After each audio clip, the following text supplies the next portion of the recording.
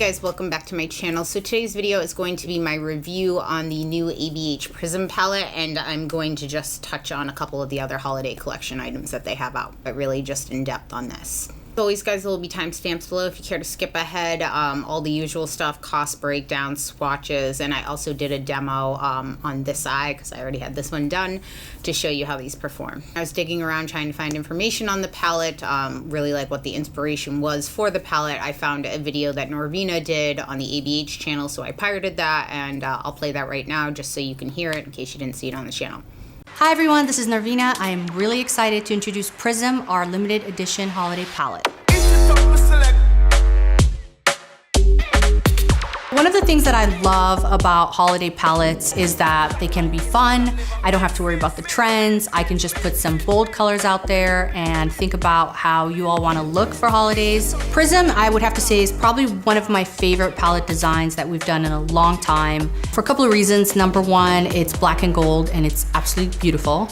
I love triangles. I love the number 3. I love that the name of the palette is kind of slanted. It's just a little bit out there, but it's very elegant and I'm kind of obsessed with it.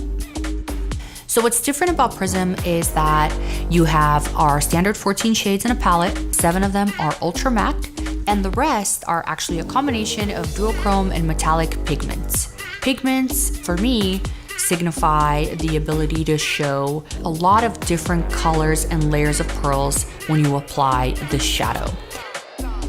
If you take a look at swatches of Prism just side by side, I would say that the first word that comes to my mind is rich. It has a lot of intensity there and definitely speaks holiday glam. If I had to choose my favorites, I would say Dimension, which is a duochrome silver. Lucid is a gorgeous white gold reflect. You have Sphinx, which is a rich neutral brown. And you have Pyramid.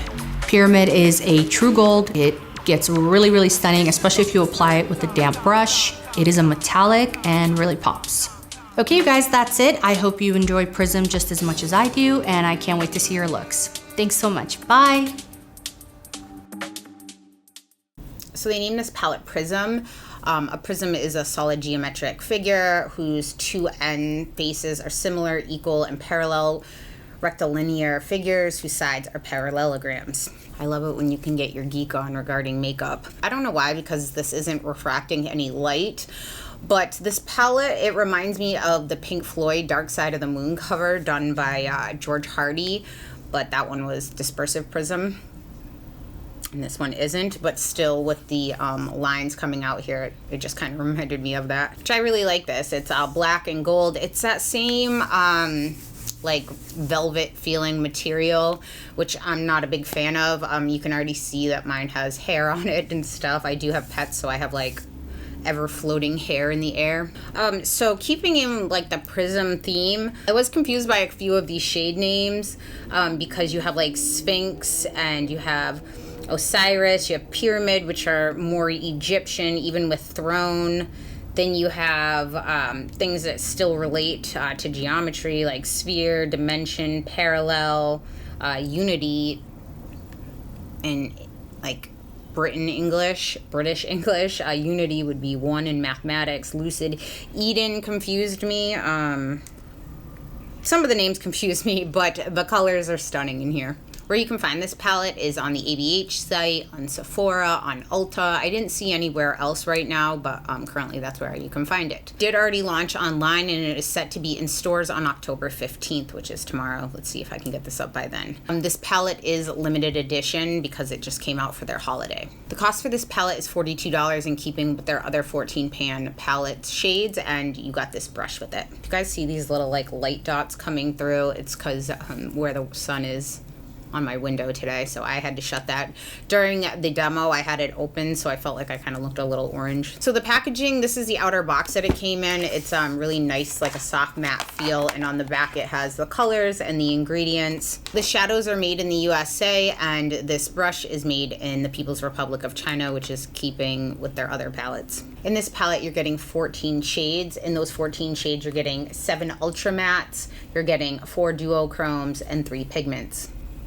All of these shades are unique to this palette. They've never been done before, and they're currently not available in individual shades. Each shade is 0.7 grams in this palette for a total of 9.8 grams total you are getting, which again is in keeping with all of their other 14 pan eyeshadow palettes. Shelf life on this palette is 6 months, which is in keeping with some of their other ones, which doesn't seem like a whole lot of time, but again, I've had palettes that say 6 months, like my Natasha Denona ones. I've had some of those for like 2.5 years and they're perfectly fine. Again, I think that has to do with some of these shimmers in here, some of the forms of glycerin in here, which are natural humectants. I think they say that just to be safe, but again, I've had so many palettes a lot longer than that. I did receive this palette in PR, so I'm sorry I don't have any shipping information or anything like that for you guys or order date. I will say I typically have to wait a decent amount of time when I do order off the ABH site. When I order from Sephora, I get it in 2 days, maybe 3 business days, depending on how overwhelmed they are with orders and processing that, and then 2-day shipping.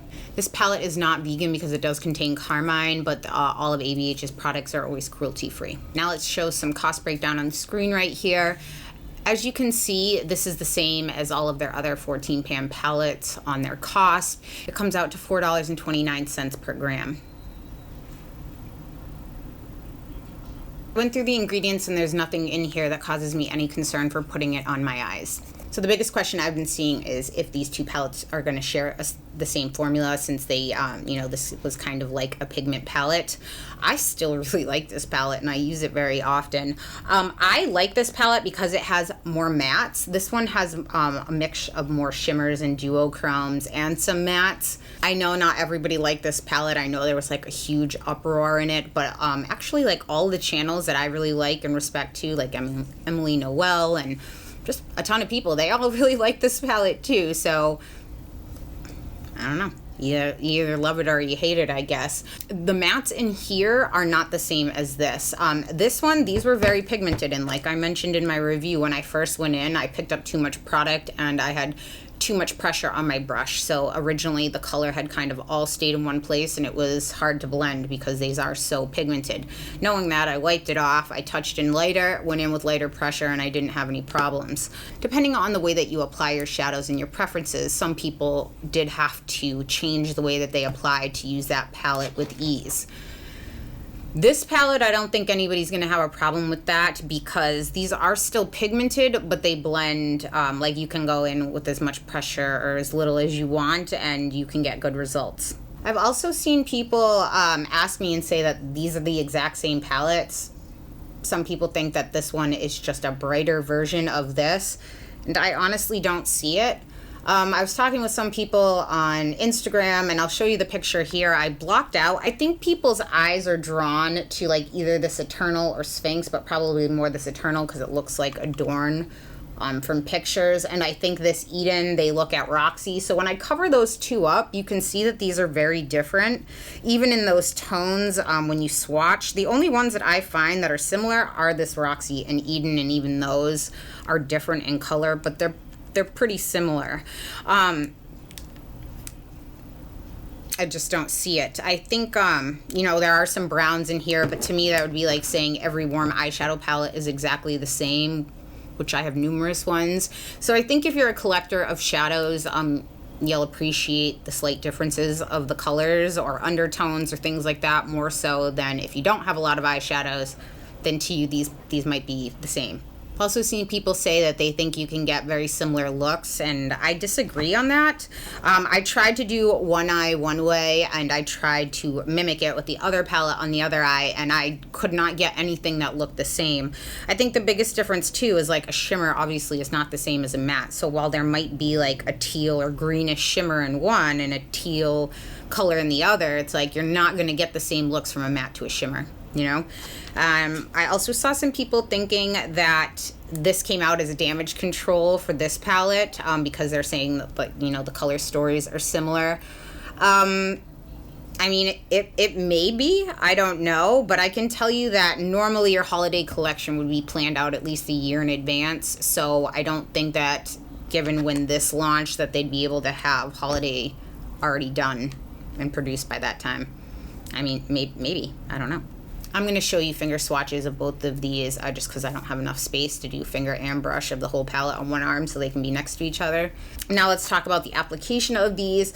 The mattes are in keeping with their typical matte formula, like the ones that were in Modern Renaissance or even their individuals. I actually feel like I get less any kind of kick up from these. Let me see. I mean, no, I don't. No, I mean, you pick up a crap ton of pigment if you can see that. This Lucid is a pain. I find this hard to get on and it's almost kind of like chunky. I dig in with my brush and I can get fallout on my cheeks with that. So that one's not my favorite color. Sphere is a beautiful color and it's really unique. And a lot of times people were saying like they thought it didn't belong, but you could do some awesome looks with this. This is a neon, so it is dry. Neons have white in there, a decent amount of white, which makes it kind of chalky. I did use this in the look that I did on Instagram, and I used Sphere as a transition from Saturn. It is dry. It's not the most vibrant color. This one works really well as an inner corner highlight, or if you already have your shadow down and you want to just bring some yellow up. Obsidian, when I hear that word, I think of like a pitch black. It's like a black volcanic glass. But this isn't the blackest black I've used. You can build it up. It makes it easier to blend, but it's not the best black. This pyramid color too is really pretty. You do have to use like a smaller flat synthetic brush if you're trying to use it as an inner corner highlight because it is a little thicker. Throne, Osiris, Saturn, Eternal, Sphinx. I love those colors. Even Dimension is really pretty. Eden's gorgeous. Parallel is gorgeous. I don't have a brow bone highlight for my skin tone in this palette, so I do have to go and get like a matte white if I want to do that. When I first got this palette, I tried to go in with, I tried to do something super creative because I feel like when I first look at this, these colors, I kind of want to group some of these together. Like the Throne, Osiris, Sphere. I instantly wanted to go in with this little block of colors. I put too many on and it just didn't look cohesive and it didn't really flow. And I actually love my favorite makeup artist. She does the most amazing looks is Alyssa Marie, which is funny because I recreated a look that she did in the beginning of my channel. If you're curious, I'll link it below. And that was long before she actually worked for ABH, and she does now. So I was kind of like, Alyssa, come on, do some looks so I can get inspired or steal or copy your looks. I mean, obviously I would credit, but I kind of felt like a little bit of a roadblock when I originally got this because, again, I was trying to mix too many of the colors and I wasn't getting something very cohesive. So I would love to see what she comes up with because she always does really cool looks. I find with this, if I stick to 2 or 3 shadows, I get some really cool, impactful looks. If I try to get way too into it with all of these different shades, I said it looked like Crayola gangbang my face. It just didn't look good. I find these are in keeping with the rest of their wear time on their shadows. I actually typically use glitter glue when I use shimmers, and today I forgot when I just went in with my one eye, so when I did the other, I didn't use any either, and I mean, I'm not getting any creasing. I love this color. It's like a purple with pink flecks of glitter in there. It's really pretty. As always, Ripley was kind enough to swatch for me on Deeper Skin. I will have her foundation shade listed below, and I will also have her Instagram page linked below. You guys should go follow her. Okay guys, let's get into some swatches now. I will be swatching in my typical fashion. I will be laying down a base of Urban Decay's Primer Potion. I will be swatching the shimmer shades with my MAC 242 brush, and I will be swatching the mattes with my MAC 239 brush. In between swatches, I will be cleaning my brush in my color switch so my brush will not be damp. As always, the first swatch will be a finger swatch, and the one right next to it will be a brush swatch, just so you can see the difference in performance.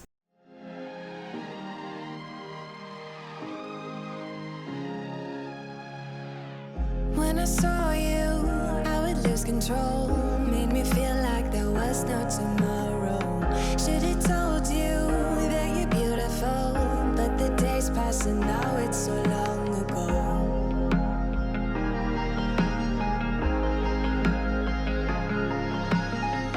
Did you make it? Did you break free? Did you manage to be who you wanna be? Maybe somewhere you think about me too.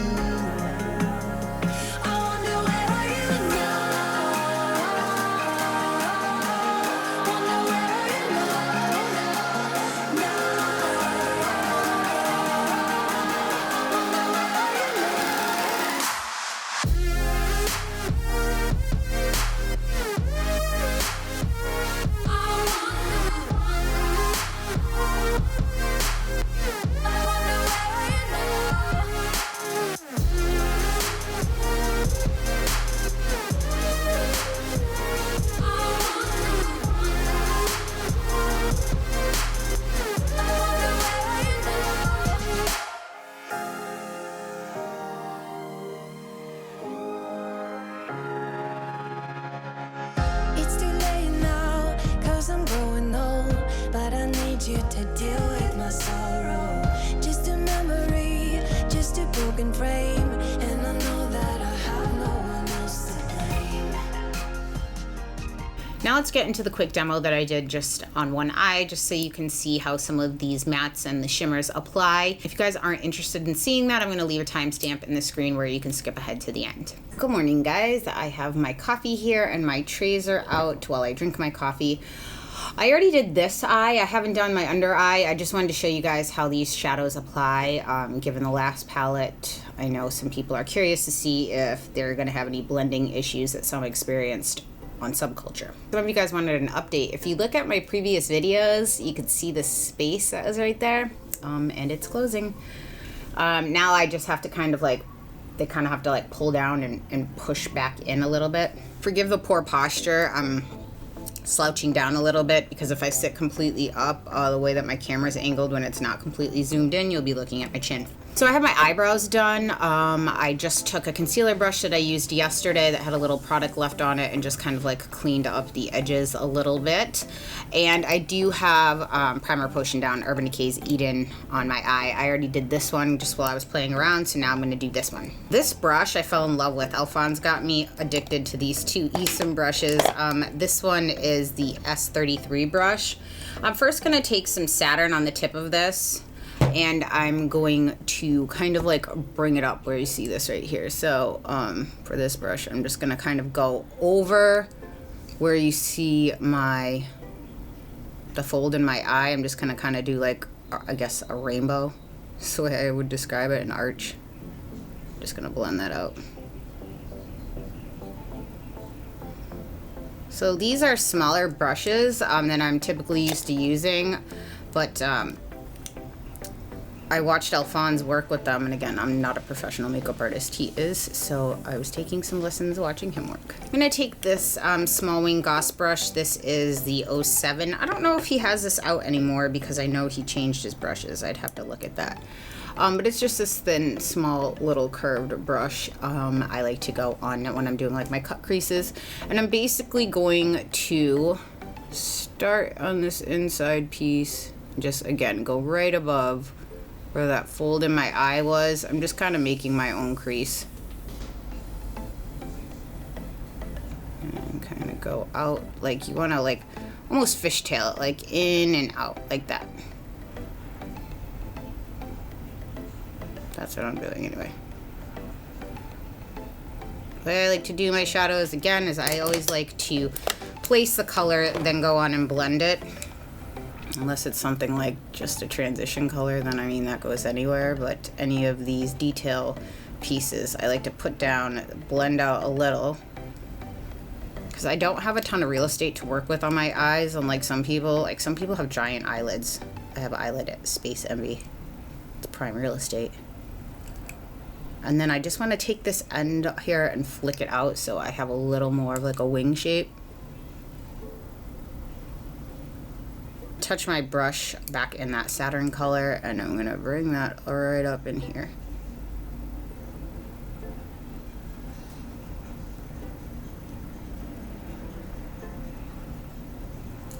I'm gonna go in with this Esom brush. This is the W23 brush. I have a couple Esom brushes that I've been like completely addicted to, like some of the foundation brushes, and these three for eyes. This one is the W23, this one's the S31, and this one's S33. This one I really like. I would have never thought to pick up eyeshadows with this for like packing on because it's so long and thick, but this actually does an amazing job at picking up like shimmers and different things. It's crazy. But I also like to use this to kind of blend this up and over, kind of high up to that brow bone. I'm gonna pick up a little more of that parallel, which is that brown, if I didn't mention that before, on this tiny little Esom brush, and I'm just gonna kind of deepen up this area. So I put the color originally down where I wanted it, so it was kind of almost like a hard line, and then I blended it, and now I'm just building it up a little more.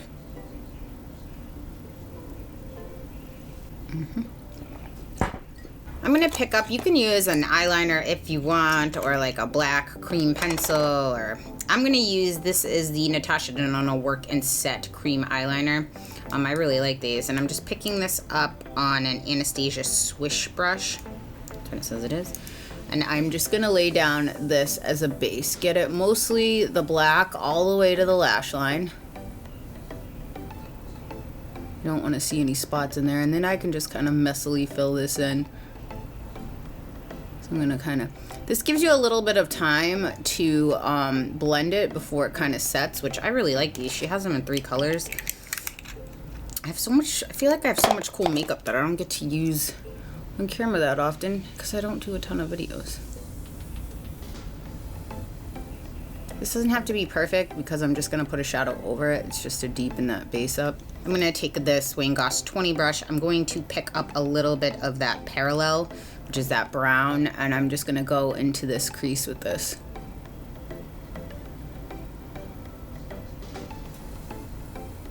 See, it's kind of deepen it up. We're gonna go back through, I think, with that orange satin shade. Typically use glitter glue with my shimmers, but I actually didn't today, and it worked. So I'm gonna pick up this Osiris, which is that like purpley shade on my MAC 242, spray it with some Fix Plus, and then I'm gonna pack this on.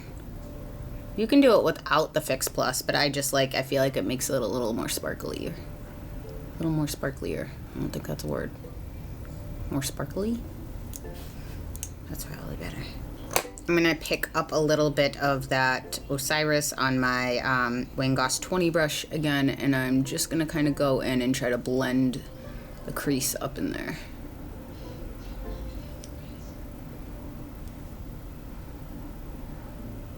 Sorry, I'm trying to look at myself in the mirror and stay in frame. Note to self, Steph, don't be lazy. Readjust the camera. Got it. It may seem like what would be the difficulty in doing that, but when you're doing it by yourself and you try to sit down and like, my camera's right across from me, but trying to get it like level and then sit back down and then like, it just never comes out right. So this too, I'm gonna make sure that I'm kind of like flicking this out on the edge here too, like drag it out. Not with extra product, but almost just to make it kind of like wing out. I like this little droop in my eye. Some people try to tell me I don't have hooded eyes. I beg to differ. It's not extremely hooded. I mean, obviously there are varying degrees, but yeah, I do. Black shade, and I didn't do that on here, so I'm just gonna go on and deepen up this outer corner.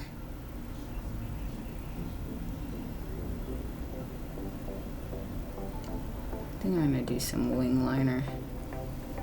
There we go.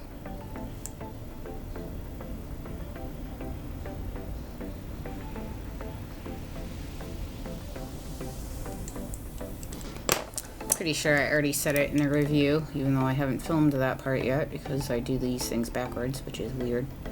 But this isn't a very good black. I mean, it goes on okay, but when you say obsidian, I think that's gonna be like pitch black, and it's not really. Which is okay, it makes it easier to work with, but it's not obsidian. For me, I always tend to, my brushes, because my eyes are kind of set back a little more. I wouldn't call them really deep set, but more than other people. Guys, look at this giant book. Look at this giant palette that Colored Rain sent me. I do have a mixed match of shadows in here right now, but I'm gonna pick up this Matte Blanc type because this palette does lack a brow bone highlight for my skin tone anyway. I'm gonna go up, pick up a little bit of that on this flat shader brush I use and just kind of make sure that I don't have so much darkness on the inner corner there. All right, guys, I'm gonna go do my foundation, my base, all of that stuff, and then I will come back to finish my lower lash line. I'm also gonna put some wing liner on. Okay, I'm done with my base. I basically just took Saturn on this S33 Esom brush and I just smoked it out on my lower lash line.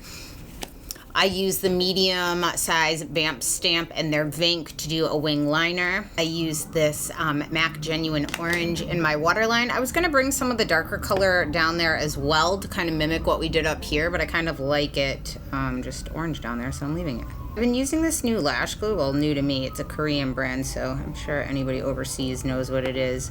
But A lot of times I feel like these paint on glues, for me, they don't get like sticky and my inside corners always pop up. This is called Callus eyelash adhesive. I'll list it down below.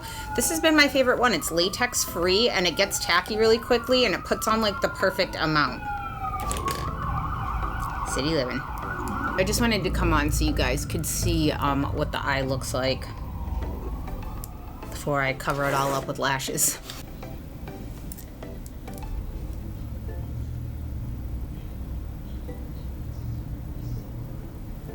These are the Cocoa Queen Bee lashes. I blame Katie, Lusterlux, for getting me hooked on these. She also got me hooked on the Cocoa Soho lashes quite some time ago too. So now I just wanted to show you guys, while this is drying, this highlight kit. This is the new holiday kit. You guys are awesome. You know that I've been talking about this Starburst color forever. It's my favorite highlight that I've ever owned, and it was limited edition in their Gleam kit. This kit has brought back, they said, some of their most popular. So Marshmallow was an existing one. I believe it was in their Sweets kit. Yeah, this one's called Sugar. Then Butterscotch, Starburst, and then the new color is Gumdrop. I love all these formulas. Gumdrop does have some micro glitter in there. It's more along the keeping of kind of like the ABH, the Nicole Guerrero kit. But this Starburst is my favorite. I'm going to take that on my Wayne Goss number 15 brush, and I'm just going to put that on the tops of my cheekbones. I did my makeup. I don't know if you guys can see that because the sun is right over there. I feel like it's making me look a little yellow. I'm pretty sure I'm allergic to my cat. My nose is always itchy every time I pick him up and hug him, but I'm not getting rid of him, so I'll be itchy.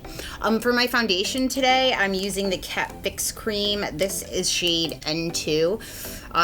If you guys follow me on Instagram, I talk about more stuff there, so you probably see that, so I hope I'm not repeating myself. But I've been loving this. This is a wax-based cream product, and I was using this R2 shade, which is right here, but I noticed that in the sunlight I was having a line on my jaw where you could see. Some people get upset, so like I'll show you guys. I am always just like blotchy. Like, it's just the way I'm so fair, it's just the way my skin is. So my face gets the same way, and sometimes trying to match that will pull like more pink. I'm just gonna pick a little of this up and go over my nose because I was itching it. I love this foundation brush too. This is awesome. Love it. Last step, you can take any, I know Makeup Geek has some pigments like this. This is my favorite inner corner highlight ever. It's the Makeup Forever. They used to have these on Sephora. Now I think you can only get them on the Makeup Forever site. These are their star powders. This is the shade 914. It has like an orangish shift, and I love it with any makeup that has orange, and especially purple. See right in the corner there. And for blush, I have on from their blush kits. This is Coastline, this like peachy shade, just a little bit of that. So this is the finished eye look. I just got to finish my lips, and that's it. It's a finished look, guys. I did my favorite lip liner, which is the Graftobian Natural Lip Liner, and then I went over with some Marc Jacobs Sugar Gloss. I actually, my lips might look extra red right now because I had to exfoliate them. I slept like a Neanderthal last night with my mouth wide open for some reason. I have no idea why, and I woke up and my lips were like super chapped. So in closing, would I purchase this palette if it wasn't sent to me? Yes, I would. There are a couple, like again, I love this sphere color, but it's not the easiest to put on. I think anybody that's ever worked with neon shadows can tell you they have that chalky feeling, again, because of all the white that is needed in there. The Obsidian isn't the blackest black I've ever used, but again, that makes it kind of easier to blend. If you do have Subculture and you like it like I do, I think that these palettes would really complement each other nicely. I like this because it's very different from what I think when I think of holiday makeup release. I normally think of those like god ugly carousels of blushes and weird things. I wouldn't think of these colors necessarily, but they're very interesting and I like them. Would I recommend this palette? I would if you like these shades. Again, if you like to wear like neutral eye makeup a lot and this is going to be like a primary palette for you. I mean, you can with like Lure and some Parallel and Unity maybe, and maybe even going on lightly with Eden, but I do think this is more of like an impactful palette for like nighttime and weekend looks. What else they came out with in their holiday collection is the Sugar Glow Kit. You guys have heard me a million times talk about how Starburst from Gleam was like my favorite highlighter of all time, and they re-released it in this palette along with Marshmallow that already existed from their Sweets and their Butterscotch. Gumdrop is new. Gumdrop is the only one in this palette that has like a slightly different formula. It has like a micro glitter in there. It's like a duochrome. This reminds me more so of like the Nicole Guerrero Glow Kit. They also came out with 2 blush kits. They came out with Radiant, which are these beautiful shades right here. They also came out with Gradient, which are these shades, which are very unique for blushes I've never seen. I almost feel like I could use this as a contour on my skin, but it's a little more olive. I think that this is a really interesting kit. Do you have the blush coastline on right now? I just went lightly over it. Well, I think the colors in here are really pretty. I have so many blushes that the formula doesn't really stand out to me. So if you're starting out and you don't have a ton of blushes, this could be a good buy for you to pick up 4 different shades depending on your skin tone. I'm gonna send this one to Ripley because I think these deeper tones will suit her deeper skin tone better than mine. They also came out with liquid lipsticks, and they come out with the most stunning colors I've ever seen for liquid lipsticks. I just don't like their formula. For me, it kind of peels. It's a good formula if I put a lip gloss over it, but then that kind of defeats the purpose of a matte liquid lipstick for me. Otherwise, throughout the day, it kind of peels. They did reformulate these upon initial launch that they had. The first launch, my liquid lipstick review series, is at the bottom of the barrel.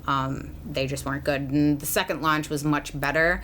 Now, I love the colors. If they could have like a Dose of Colors formula in those, it would be heaven for me. That's all I pretty much have to say. If you guys have any questions, comments, or concerns, please leave them in the comment section down below. Thank you so much for tuning in, guys, and I will see you next time.